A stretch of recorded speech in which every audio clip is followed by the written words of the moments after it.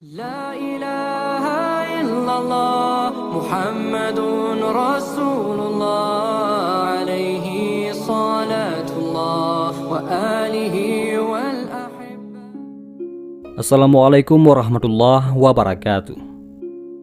Kali ini kita akan membahas sebuah kisah tentang orang yang pertama kali masuk ke dalam neraka jahanam.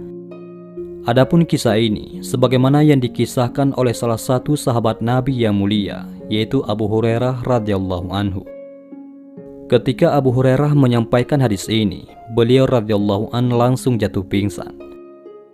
Dikisahkan ulama besar kelahiran Khurasan, yaitu Imam Abu Laid As-Samarqandi dalam kitab Tanbihul Ghafilin, menceritakan kisah Abu Hurairah radhiyallahu anhu yang pingsan saat hendak menyampaikan hadis Nabi. Kisah ini berkaitan dengan keikhlasan dalam beramal soleh. Imam Abu Laid mengisahkan cerita yang didapatnya dari beberapa ulama dengan sanad mereka yang langsung dari Uqbah bin Muslim dari Samir al-Asbahi. Ketika masuk di kota Madinah, ia melihat seorang yang dikerumuni orang ramai, lalu bertanya, "Siapakah orang itu?"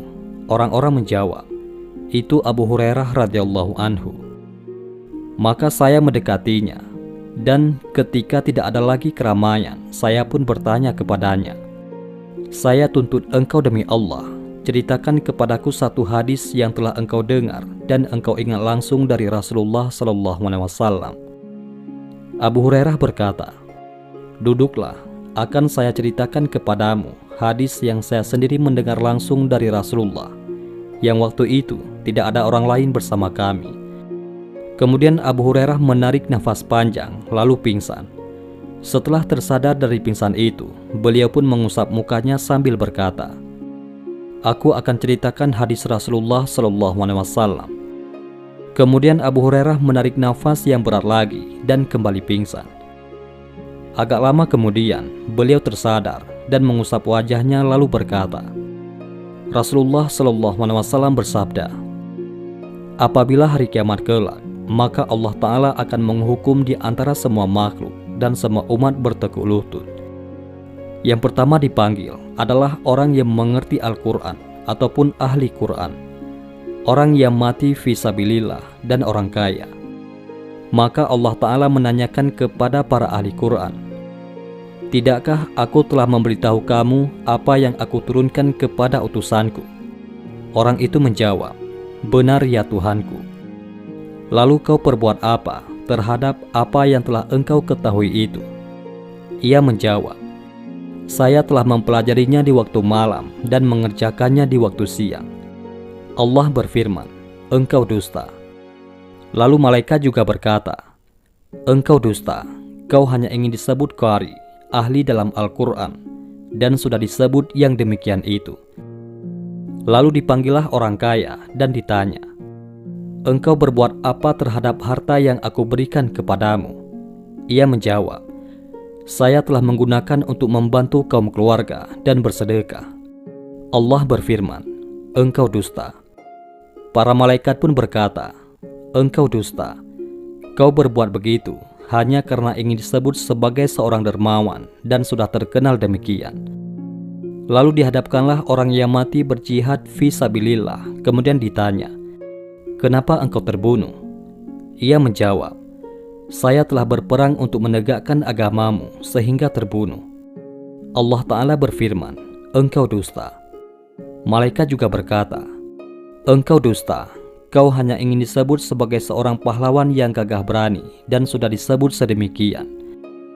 Kemudian Nabi Muhammad SAW memukul lututku ataupun pahaku sambil bersabda, wahai Abu Hurairah, ketiga orang itulah yang pertama kali dibakar dalam api neraka pada hari kiamat. Kemudian berita itu sampai kepada Muawiyah, maka ia menangis dan berkata, sungguh benar firman Allah Ta'ala dan sabda Rasulullah SAW. Kemudian ia membaca surah Hud ayat 15-16 yang artinya, barang siapa menghendaki kehidupan dunia dan perhiasannya, pasti kami berikan balasan penuh atas pekerjaan mereka di dunia dengan sempurna, dan mereka di dunia tidak akan dirugikan. Itulah orang-orang yang tidak memperoleh sesuatu di akhirat kecuali neraka. Dan sia-sialah di sana apa yang telah mereka usahakan di dunia, dan terhapuslah apa yang telah mereka kerjakan.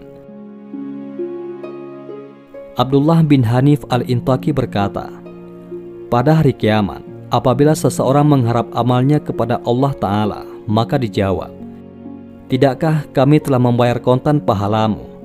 Tidakkah kami telah memberi tempat padamu dalam tiap majelis? Tidakkah kami telah mengangkatmu sebagai pimpinan atau ketua? Tidakkah telah kami permudah jual belimu, yakni selalu dapat potongan harga jika membeli sesuatu, dan seterusnya. Seorang hakim berkata, orang yang ikhlas ialah orang yang menyembunyikan perbuatan kebaikannya sebagaimana ia menyembunyikan keburukannya. Pendapat lain menyebutkan, puncak ikhlas ialah tidak ingin pujian orang. Zinun al-Misri ketika ditanya, kapankah seseorang diketahui termasuk pilihan Allah?